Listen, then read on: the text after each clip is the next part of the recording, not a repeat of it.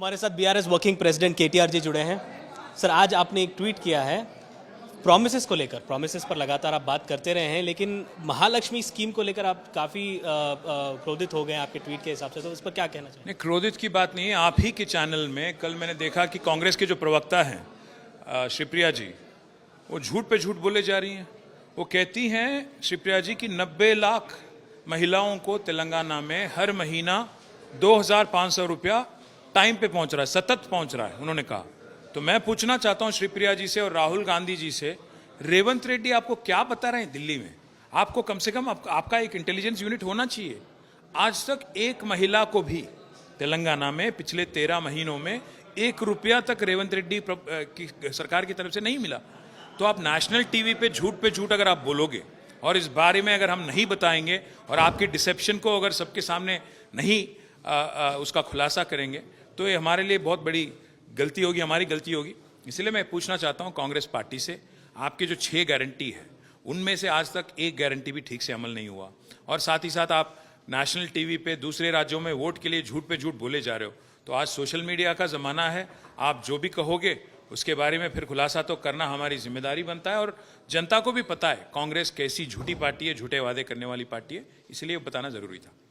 Sir, law and order पर आप लगातार सवाल उठाते रहे हैं। कल एक हमला हुआ गांधी भवन और बीजेपी ऑफिस पर, जिसके बारे में मुख्यमंत्री या फिर डिप्यूटी सीएम या फिर पीसीसी चीफ को भी पता नहीं था कि ऐसा कोई प्रोटेस्ट उनकी पार्टी की तरफ से कोई करने वाले हैं। तो इस पर आपकी पार्टी का क्या? मैं पूछना चाहता हूं, कोई केस हुआ? यहाँ पे तो मिली जुली सरकार चलती है तेलंगाना में कांग्रेस और बीजेपी की, तो इसलिए कांग्रेस वाला जाके बीजेपी ऑफिस अटैक करे या बीजेपी वाला जाके कांग्रेस ऑफिस अटैक करे, दोनों पे केस नहीं बनता।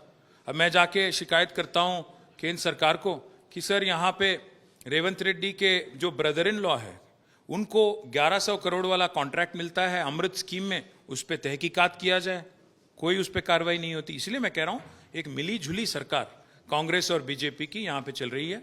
मैं उम्मीद करता हूँ कि कल जो एक लॉ एंड ऑर्डर वाली सिचुएशन यहाँ पे, क्योंकि दोनों पार्टियों में एक दिखावा, जो एक डोंग जो रचाया उन दोनों ने मिलके, उस बारे में भी कल शायद कुछ बताया जाए पुलिस की तरफ से या किसी और की तरफ से। हमें तो यही लगता है कि एक डाइवर्शन गेम, मैं बार बार कह रहा हूँ, तेलंगाना में एक 3D गेम चल रही है, डिसेप्शन, डिस्ट्रक्शन और डिस्ट्रैक्शन। ये तीनों एक 3D स्ट्रैटेजी लेके आज जो कांग्रेस हुकूमत चल रही है, कांग्रेस सरकार चल रही है, ज़्यादा दिन नहीं चलेगा ये। सर, एक विवाद नया शुरू हुआ है। प्रणब मुखर्जी क्या मेमोरियल बनाने को लेकर सवाल खड़े उठ रहे हैं कि मनमोहन सिंह जी की जगह उनको दी जा रही है। कांग्रेस सवाल कर रही है कि आरएसएस संघ बीजेपी कांग्रेस पार्टी से मैं बस यही पूछना चाहता हूं, आप पीवी नरसिम्हा राव जी के बारे में भी बात करिएगा।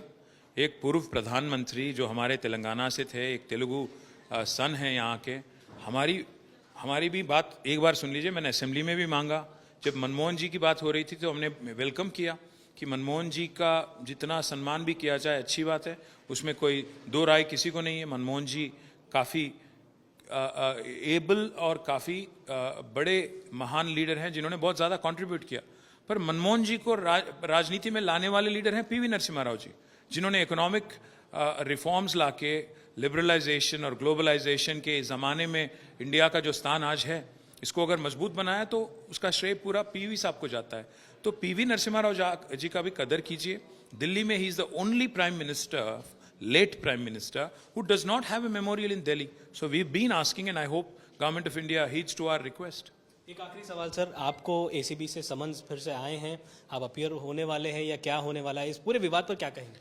मैं बस एक ही चीज़ कहूँगा, एक अटेंशन डाइवर्शन ड्रामा चल रही है तेलंगाना में, क्योंकि 6 गारंटी अमल नहीं कर सकते, फेल हो गए, तो एक ज़बरदस्ती एक छोटी सी बात का बतंगड़ बना के, एक केस बना के, बदले की राजनीति में जो विश्वास करते हैं, बदलाव नहीं बल्कि बदले की राजनीति में जो विश्वास रखते हैं, एक छोटा केस लगा के कुछ करने की कोशिश कर रहे हैं। मैं बस इतना ही कहूँगा, हम लड़ेंगे कोर्ट में, ट्रायल नहीं होना चाहिए मीडिया में, ट्रायल नहीं होगा कोई मंत्री के पेशी में, ट्रायल होगा कोर्ट में। I have immense faith in judiciary, certainly I will fight and I will ensure that all my constitutional rights as a citizen of this country are protected, be it in the Supreme Court or in the High Court. I'll continue my fight legally.